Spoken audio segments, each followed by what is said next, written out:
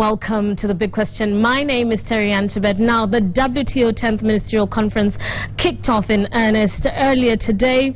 Now, of course, the WTO provides the rules of the global trading system, and it does so on the basis of the agreement between its members. That's about 160 member countries, which make about 97% of the global economy. And, of course, we are having this discussion tonight with Kipchumba, Murkomen, Senator Elgeyo, Marakwet, and David Ochieng, Member of Parliament for Ugenya. But tonight you're not here as politicians, you are here as trade experts. And let me just give a bit of background. Kipchumba Murkomen studied trade and investment law at the University of Pretoria, as well as the American University, that's Washington College of Law.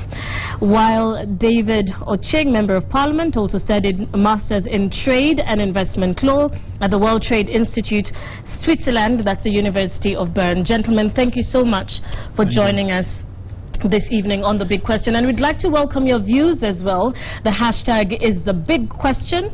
The handle is @CitizenTVKenya, @TerryAntibet. Let's kick off. Now, of course, this conference is without a doubt a historic moment, not just for Kenya but Africa as a whole. The first time in the existence of the WTO's 20 years that it is held in an African country. So another feather in our cap as far as hosting another major international event is concerned. But to start us off, and Murkomen, let's just kick off with you. What are your expectations about the 10th ministerial talks? Well, having interacted so much with WTO negotiations and the law and understanding the history, I don't have too much expectations. And the reason is that when the Doha round of negotiations was launched, one of the key issues was trade and development. And the excitement that time, and I remember that's the time I was also a student at the university pursuing a postgraduate degree in trade. The excitement was around the aid for trade, trade facilitation, building capacity of developing countries and developing countries and least developed countries to enable them to trade carefully, properly. But look at the negotiations now. We are still discussing matters that were of 1980s, about 80s, early 90s, when it was only GATT, about subsidies. We are still discussing matters of trade in agriculture. We are still discussing matters about, trade support and facilitation. So for me, the expectations are a bit low. Because that excitement that came with Doha round is actually dying. Even people are wondering whether we should continue lying to least developed countries and developing countries that trade is a mechanism for equalizing the world. And just to say that WTO has a history, and that history is GATT, which was founded in 1947. It was founded by European countries and developed countries like US and Japan.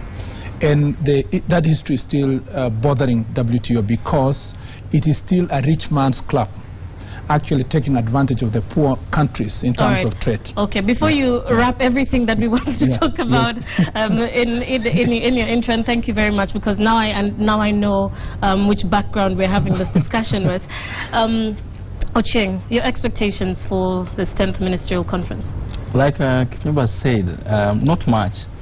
Remember, and this meeting happening in Nairobi happens every 2 years.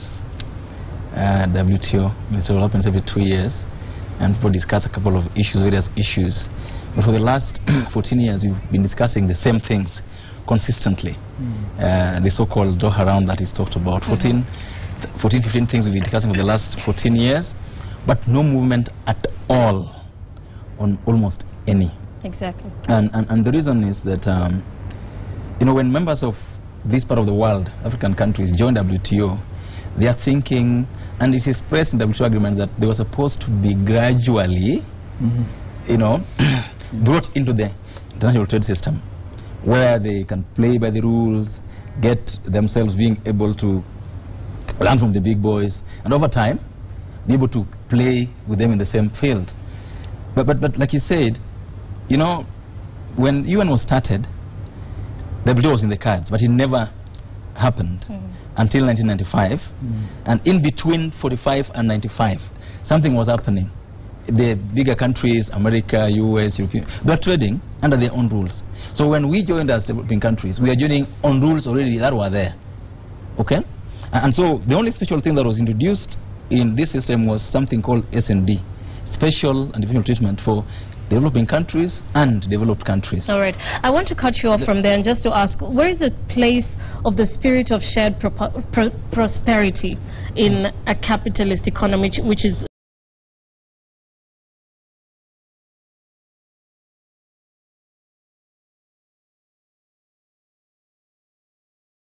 the least developed countries, but is there a place really for developing or least developing countries in the rich man's club, as you called it?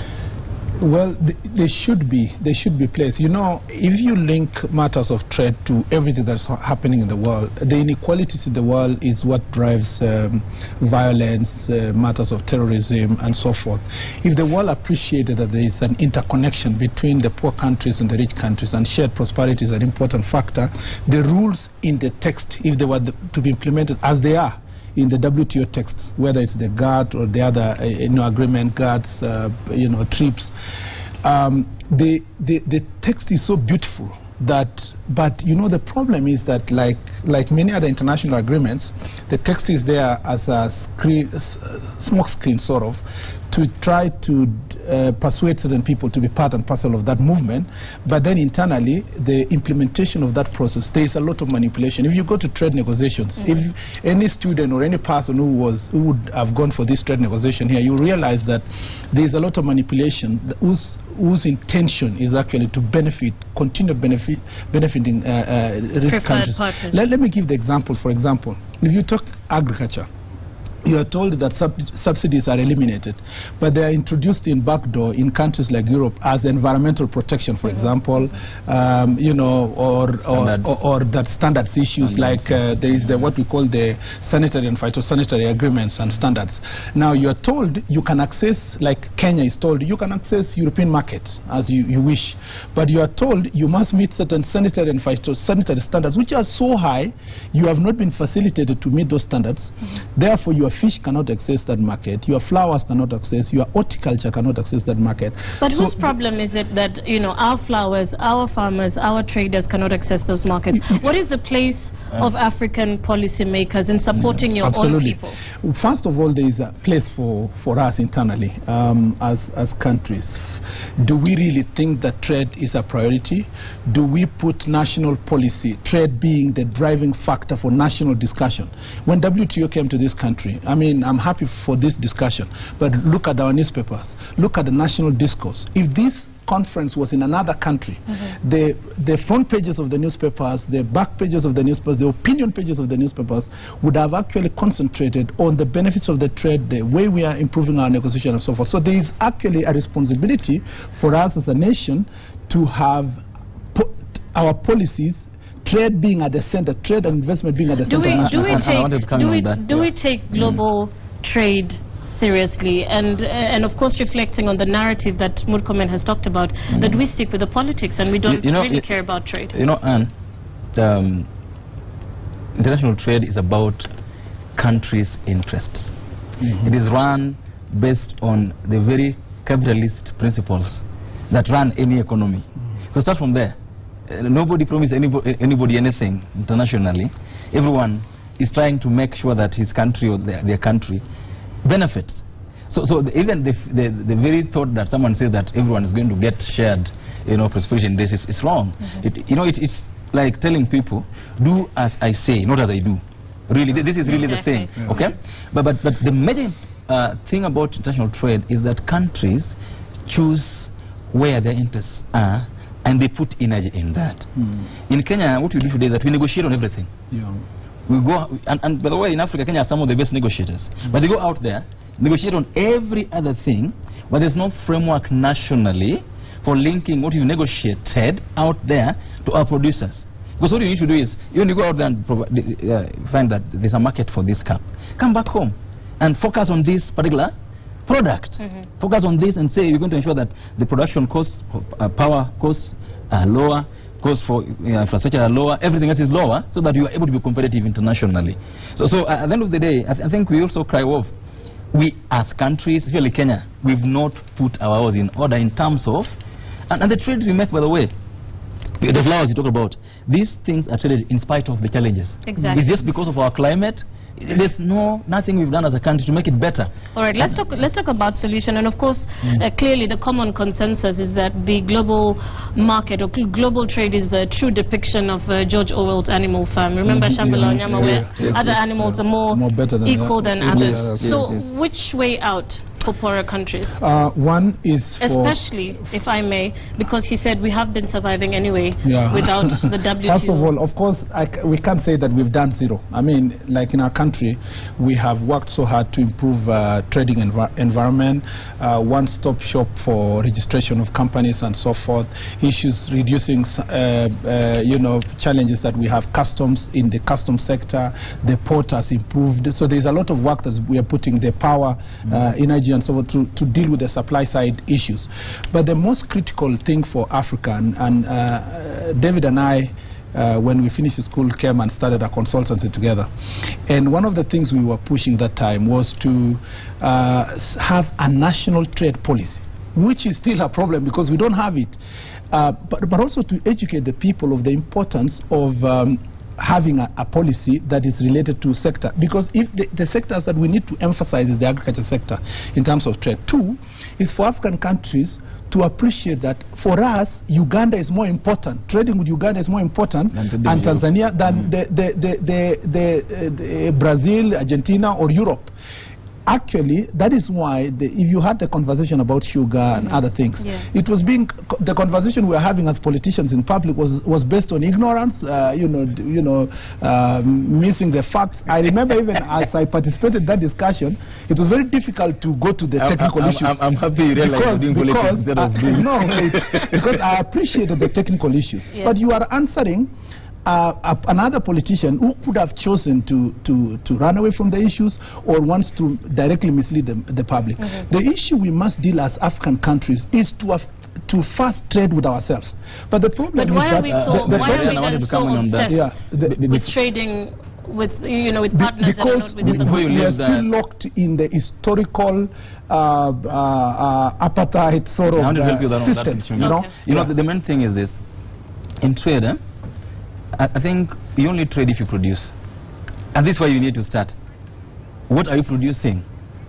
Okay, so our trade is with Europe mostly is because Europe is able and provides market for raw materials, and that's why you trade with them. Okay, Uganda won't buy our raw materials, but you would know that for the few products where we produce industrially in this country, we trade them regionally. Yes, because we are a hub, and so as a country, what we must invest on is in improving our competitiveness and improving our productivity, producing products that can be sold anywhere in the world. We are rudimentary. We still produce based on very basic. That's why our sugar is hurting, because we're producing based on 1902 technology. So we need to take up the new technology, make use of the new system of doing things, and above all, improve efficiency in the way you do our things. So example, I'll give you a very practical example. The reason South African eggs sell here more and better is that where a Kenyan will use 6 shillings to produce an egg, a South African will use 3 shillings or 2. So he's able to bring from South Africa, and even Ugandan eggs, they sell cheaply because they're producing cost of production. So if we're able to sort out our cost of production, two, our infrastructure. We're investing so much in infrastructure now, but are we putting the monies where we really need it? All right. Yeah? We need to wind up, and I quickly need to take some wrapping questions. Quite some tough talk by Ambassador Amina Mohammed today, and she basically said, without saying it, that if the WTO is not working, it's about time that it is turned into an institution of trade dispute resolution.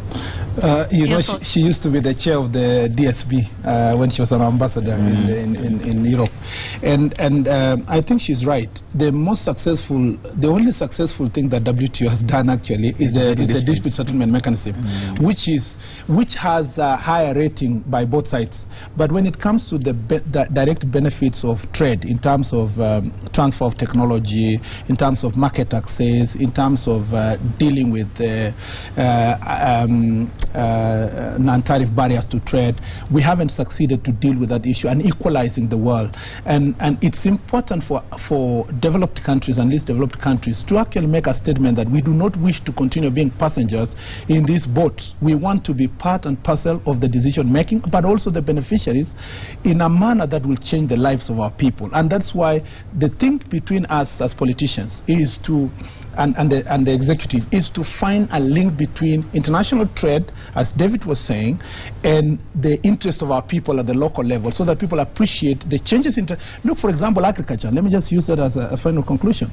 People are complaining why the prices of maize are coming down, the prices of agricultural products are coming down. It's because we're using, as David said, old technology. Cost of production is still high, but you know, we are not appreciating that we are facing global competition. All right. The changing shape of global trade politics. Some say Kenyan politicians are very loud at home and quiet abroad, and that global trade has also become a political game. As we wind up, your comments and it is politics really, and it is politics this way. One of the major issues that are going to be discussed this week is something that is called in agriculture. There is something called domestic support and the subsidies. You've heard stories about the American cow or the European cow. They spend more money on the European cow than a Kenyan, right? Than a Kenyan human being. You know, and it's because of information. I mean, an American will not win the presidency or a seat if you don't support those things. If you don't support domestic support and subsidy, you will not win an election. In Kenya, you can do anything you want. The politicians don't even take this seriously. Okay? When sugar issues come up, we make it political, you don't make it economic. So at the end of the day, I think we need to take interest in what's happening around us. But something important is that let's not underplay, or let's not wish away the very importance of WTO. It has helped iron out a couple of things. And the moment you say that we let it be a DSB thing, then you go back to autarky, where people do whatever they want to do. Let's make the rules better. If the rules that as far as they're supposed to help us developing countries are not good, then let's have separate rules for everybody else, but let's have an umbrella institution that then basically just arbitrates on some of these issues. But let's not say that it's not working for us. All right. But what is important also... We need to wind up... Marianne, Marianne, is that as Africa, I think we need to stop whining. We need now to start taking our destiny of our countries and our people on our hands and say that for us as Kenya, we know we're going to invest in this, and this is the end of it. Okay. And above all, finish corruption. All right. Corruption is what is killing all of us in this country. Okay. Even where we have very good intentions, corruption just takes it away. All right, we really need to wrap up. Thank you so much, Kipchumba, Murkomen, Senator Elgeyo Marakwet, David Ochieng, Member of Parliament Ugenya, tonight being our trade experts after, of course, practicing trade and investment law. Thank you so much for joining us on The Big Question tonight.